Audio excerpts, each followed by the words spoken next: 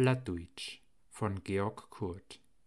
Die eule plattdeutsche Sprache, se säget du würst nicht fein, se plappert Französisch und Englisch und lehret leiver Latein. Treuhartige Sassensprache, se säget du würst gemein, gemein sind auch der Blaumen und Baum und Busch gemein.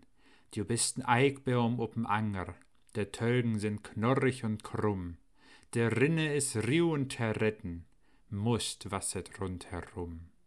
Du drechst weir bunte Blaumen, weir Kränze von Knittergold, dein Stamm is aber kernig, gesund is aber dein Hold. Du stahst da in Sonnenbranne, du stahst da in Wehr und Wind, in deinen Schatten legen, herweg als glücklich Kind. Da höre ich de Vögels singen und höre de Blähe wahn, ich sachte Wolken trecken und sachte Luje mahn, ich sach mein Dörp da liegen und sachte Kerken storn, ich höre de Kinder juchen und höre de Glocke schlagen, und Vater und Mutter keimen und setten sich dort doll, und keim noch viele andere, und eiten dat 4. Mal.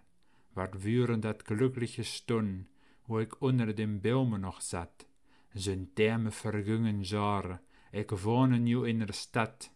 Schall ich nu verachten, an manch in Dörp und Stadt, den Susen in Sturm und den Flüstern bei Sternschein, dat wür platt.